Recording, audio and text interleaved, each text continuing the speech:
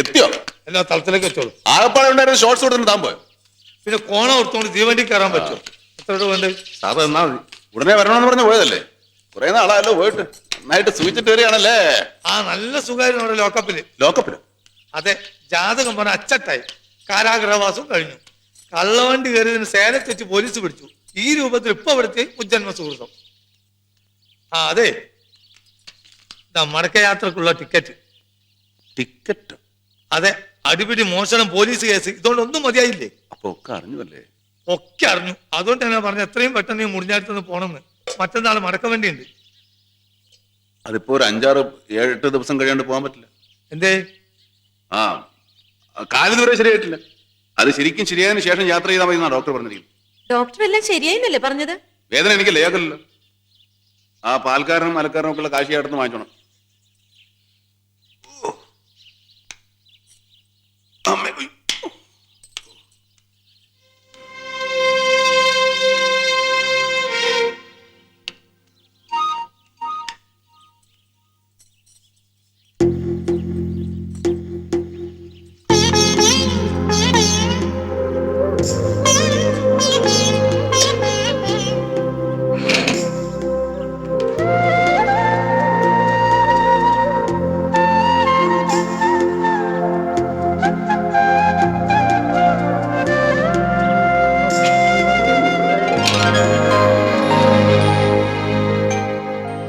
Good bye. പഴയ ഓർമ്മകൾക്ക് വിട, പുതിയ മോഹങ്ങൾക്ക് സ്വാഗതം.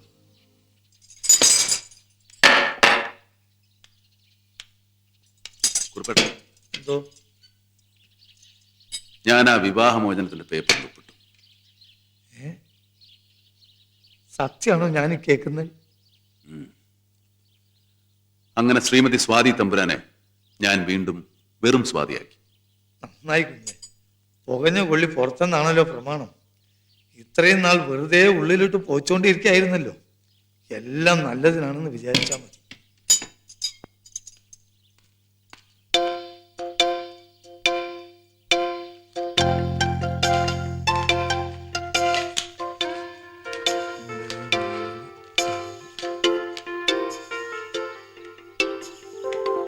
കുറുപ്പേട്ട,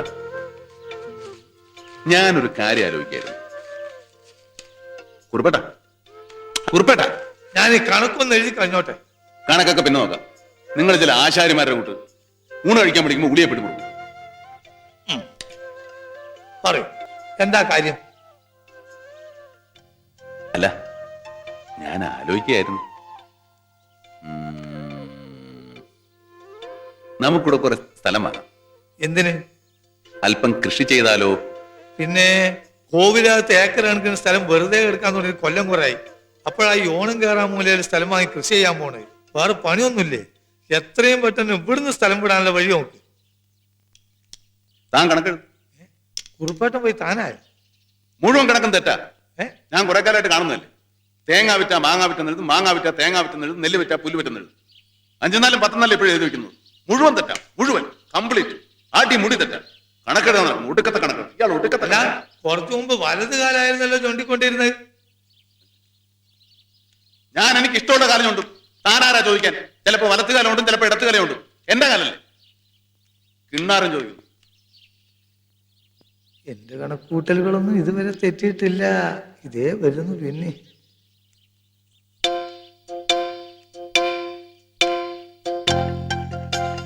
കുറുപ്പേട്ടൻ രാവിലെ വല്ലതും കഴിച്ചോ?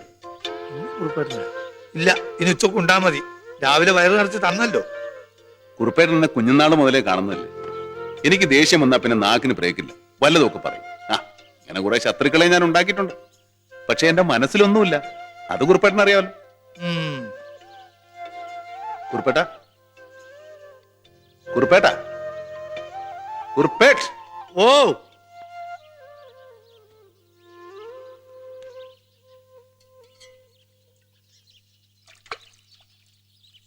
ഈ പണ്ടത്തെ ആളുകൾ പറയുന്നത് കുറെയൊക്കെ ശരിയാണല്ലേ? എന്ത്? അല്ല, നാടായാൽ ഒരു വീട് വേണം, വീടായാൽ കൂടെ പെണ്ണ് വേണം, പെണ്ണായാൽ കണ്ണിൽ സുർമ വേണം. അതൊരു പാട്ടല്ലേ? പണ്ടത്തെ ആളുകൾ പറഞ്ഞ ഒന്നല്ലല്ലോ. അതെ, അതല്ല ഞാൻ പറയുന്നത്. കുറുപ്പേട്ടൻ എന്നോടൊരിക്കൽ പറഞ്ഞിട്ടില്ലേ, പ്രായമായി എന്നൊരു തോന്നൽ വേണ്ട, അത് വെറുതെ ആണെന്ന്. ഞാൻ എപ്പോ പറഞ്ഞു? ഒരു പുതിയ ജീവിതം തുടങ്ങുന്നതിനെ കുറിച്ച് ആലോചിക്കണം എന്ന് എന്നോട് ഒരിക്കൽ പറഞ്ഞിട്ടില്ലേ? ഞാൻ അങ്ങനെ പറഞ്ഞു. ഒരു അംഗത്തിനുള്ള ബാല്യം കൂടെ എനിക്കുണ്ടെന്ന് പറഞ്ഞില്ലേ? ആരോർക്കണ ഇതൊക്കെ? ഇയാൾക്കല്ലേ എന്താ ഓർമ്മയുള്ളത്? ഒരു തേങ്ങാക്കൊല ഓർമ്മയില്ല, എന്തെങ്കിലും എവിടെയെങ്കിലും വെച്ചാൽ അത് ഓർമ്മയില്ല, കാശിന്റെ കണക്ക് ചോദിച്ചാൽ അത് ഓർമ്മയില്ല, കണ്ണും കണ്ടുകൂടെ ചെവിടും കേട്ടൂടെ. വന്നു ഒരു പിണ്ണാക്കിനും കൊള്ളാതായിട്ടുണ്ട് ഒരു ഉണ്ണാക്കൻ. തിന്ന് മുടിക്കാനായിട്ട് കൂടെ കൂടിയിരിക്കുക. ഇയാളെ കൊണ്ടുനടക്കുന്ന എന്റെ ചെരിപ്പൂരി ചെവിക്കുറ്റിന്റെ അടിയണം. ഈ മോന്നായിട്ട് അന്നത്തെ ദിവസം അന്നം കിട്ടൂല. എന്തെങ്കിലും ചോദിച്ചാൽ മഴ പെയ്താൽ ചെറിയ നനയത്തമാരി കുറെ പല്ല് തുറന്ന് വിളിച്ചു കാണിക്കും. അധികം പറയണ്ട, പറയാനാണ് എനിക്കും കുറെ പറയാനുണ്ട്. താൻ എന്ത് പറയും? നിങ്ങൾ എന്താ മനസ്സിലാക്കിയായി? എന്ത് തോന്നിയാസം കേട്ടുകൊണ്ടിരിക്കുന്നത്? മണ്ടൻ കുറിപ്പാണ് ഞാനെന്നോ? മണ്ടനല്ല, മരമണ്ടൻ. എന്നാ ഇനി ഞാനതിന് തയ്യാറല്ല. രണ്ടിലൊന്നും അറിയണം. ഇനി ഈ ഉരുണ്ടൊലി പറ്റില്ല. ആ മീനാക്ഷി പെണ്ണിന് ഇഷ്ടമാണെങ്കിൽ അത് എന്റെ മുഖത്ത് നോക്കി അന്തസ്സായിട്ട് പറയണം. ചോണ ഉണ്ടെങ്കിൽ പറ.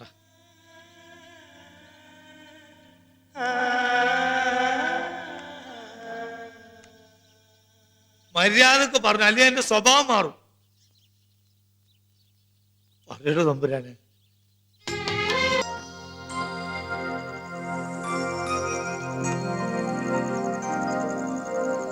കർക്കിടകം കഴിയും മുമ്പ് ഇത് തീർക്കണം. ഇന്നൊന്ന് ആഞ്ഞു പിടിക്കണം. എവിടം വരെ ആയി? സീതാസ്വയംവരം തുടങ്ങണം. അക്കാര്യത്തിലാണ് എനിക്കൊരു ശങ്ക. എന്തേ? അല്ല, രണ്ടാം ഘട്ടം എന്ന് പറയുമ്പോ എതിർപ്പൊന്നും ഉണ്ടാവാൻ വഴിയില്ലല്ലേ? എന്തിന്? അവർക്ക് സ്വപ്നം കാണാൻ പറ്റുന്ന ബന്ധമാണോ നമ്മൾ കൊണ്ടുചെല്ലുന്നത്? പണം കൊണ്ടായാലും പദവി കൊണ്ടായാലും ആഭിജാത്യം കൊണ്ടായാലും എന്താ ഒരു കുറവ്? രാജയോഗമാവണ പെണ്ണിന് ആ യോഗം തമ്പ്രാൻ കുഞ്ഞിന്റെ ഭാര്യ ആവാന്നുള്ളത് തന്നെയാണ്. എന്നാ കുറുപ്പേട്ടൻ നാളെ തന്നെ കാര്യങ്ങളൊക്കെ നീക്കോളും. ഇനി വെച്ച് നീട്ടണം. നാളെ വേണ്ട, നാളെ ചൊവ്വാഴ്ച. ഈ ചൊവ്വാഴ്ച ശുഭകാര്യങ്ങൾക്ക് നല്ലതല്ല. നാളെ കഴിഞ്ഞോട്ടെ. എല്ലാം ഈ ഞാൻ ഏറ്റു. തമ്പ്രാൻ കുഞ്ഞെ കുറെ നല്ല കിനാവ് കണ്ടോളൂ. അപ്പോ കുഴപ്പമില്ലല്ലേ? എന്നാ വലതുപുറത്തെ 7 വരെ തള്ളി 8ാമത്തെ വരിയിൽ 8 അക്ഷരം തള്ളി ശ്രീരാമൻ വില്ലു കുലയ്ക്കുന്നിടത്തും തുടങ്ങിക്കോളൂ. ഈ തമ്പുരാനും ഒരു ത്രയംബകം ഓടിക്കാൻ തയ്യാറായി നിൽക്കുക.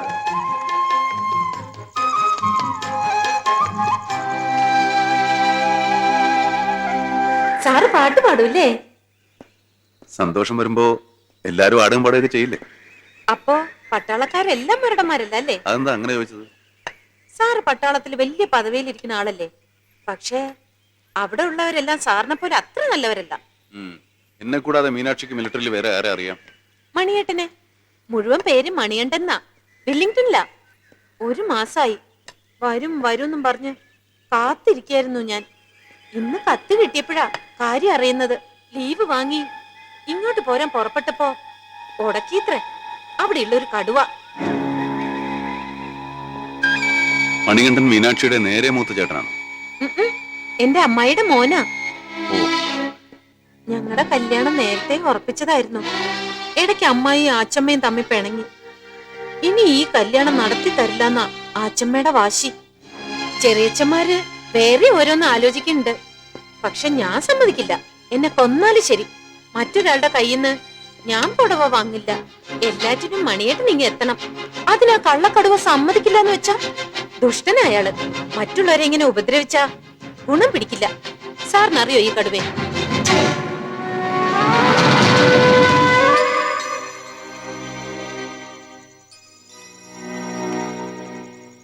എന്താ സന്ധ്യക്ക് പടിയിലിങ്ങനെ കുത്തിരിക്കുന്നത്? എന്തത്ര ആലോചിക്കാൻ? കുറുപ്പ് പറഞ്ഞാൽ ശരിയാ. ചൊവ്വാഴ്ച നല്ല ദിവസമല്ല. നാളെ കാലത്ത് ദൗത്യമായിട്ട് ഞാൻ ആച്ചമ്മയുടെ അടുത്ത് പോകുന്നുണ്ട്. വേണ്ട. അതെന്താ? നാളെ നല്ല ദിവസമല്ല. കുറെ വർഷങ്ങളായിട്ട് നല്ല ദിവസങ്ങൾ ഉണ്ടായിട്ടില്ല. ഇനി നല്ല ദിവസങ്ങളെ ഉണ്ടാവില്ല എന്ന് തോന്നുന്നു. എനിക്കൊന്നും മനസ്സിലാവുന്നില്ല. വിവാഹാലോചന വേണ്ടെന്ന് പറഞ്ഞത് മനസ്സിലായല്ലോ. അത്രയും മനസ്സിലാക്കിയാൽ മതി. കൂടുതൽ കിണ്ണാരൊന്നും ചോദിക്കണ്ട.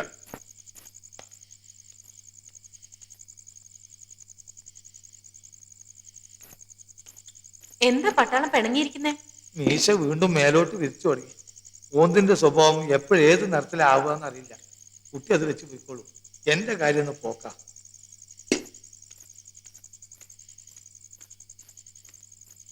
മീനാക്ഷി, എന്തേ? താനൊരു മണികണ്ഠന്റെ കാര്യം പറഞ്ഞില്ലേ? ആളെ ഞാൻ അറിയും. ഓ, പിന്നെന്തേ അപ്പ പറഞ്ഞില്ല? തന്നെ വെറുതെ വിഷമിപ്പിക്കണ്ടെന്ന് കരുതി ഒന്നും മിണ്ടില്ലെന്നേ ഉള്ളൂ. താൻ വിചാരിക്കുന്ന പോലെയൊന്നും അല്ല അവന്റെ കാര്യം. എന്റെ ഓർഡർലി ആയിരുന്നു എന്നുവെച്ചാ പട്ടാളം അനുവദിച്ചു തന്നിരിക്കുന്ന വീട്ടുപണിക്കാർ അധികം നാളും ഉണ്ടായിരുന്നില്ല.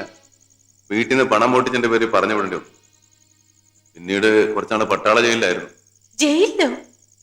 അതെ, ഒരു ഓഫീസറുടെ മകളോട് ഇവൻ അപമര്യാദയായിട്ട് പെരുമാറിയെന്നോ അവളെ ഇവൻ കയറി പിടിച്ചെന്നോ എന്തോ എനിക്ക് ശരിക്കറിഞ്ഞൂടാ. അതൊക്കെ വെറുതെ ആവും. പട്ടാളത്തിൽ അങ്ങനെ ആരെയും വെറുതെ ശിക്ഷിക്കൊന്നുമില്ല. അവനെ കുറ്റം പറഞ്ഞിട്ട് കാര്യമില്ല. വെറും പട്ടാളക്കാരന്റെ കാര്യം കട്ട. കല്യാണം കഴിച്ചാലും ഭാര്യയെ കൂടെ പൊറപ്പിക്കാൻ പറ്റൂ.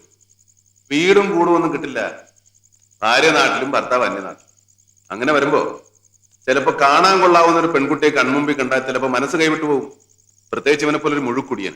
ഞാൻ പോണു, എനിക്കൊന്നും കേൾക്കണ്ട. കേൾക്കണം, കേട്ടേ മതിയാവും. നീ സ്വപ്നം കാണുന്ന ഒരു ജീവിതമൊന്നും നിനക്ക് തരാൻ അവനാവില്ല. നിന്നോടുള്ള സ്നേഹം കൊണ്ട് പറയുക. പട്ടാളത്തിലാണെന്ന് പറഞ്ഞിട്ട് എന്താ കാര്യം? എന്നെ പോലെ ഒരു ഓഫീസറൊന്നുമല്ല. തൂത്തുവാരലും ചട്ടിയും കലം കഴുകലും ഒക്കെയാ ജോലി. കുട്ടിക്കാലത്ത് സ്നേഹവും പ്രേമവും എന്നൊക്കെ പറയുന്ന ഒരു എഴുത്തുചാട്ട. എടുത്ത് ചാടിയതിന് ശേഷം അറിയുള്ളൂ കുഴിക്കെത്ര ആളുണ്ട്. പിന്നെ കൈയും കാലോട്ട് അടിച്ചിട്ട് കാര്യമില്ല.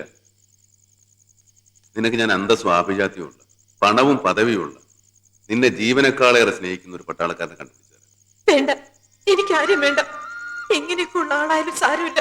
എനിക്ക് മണിയേട്ടനെ തന്നെ മതി. മണിയേട്ടൻ ഉള്ളിടത്തോളം കാലം എനിക്ക് മറ്റൊരാളെ കുറിച്ച് ആലോചിക്കാൻ പോലും പറ്റില്ല. ചീത്തയായിക്കോട്ടെ, എല്ലാവർക്കും ചീത്തയായിക്കോട്ടെ, എനിക്ക് നല്ലതാ.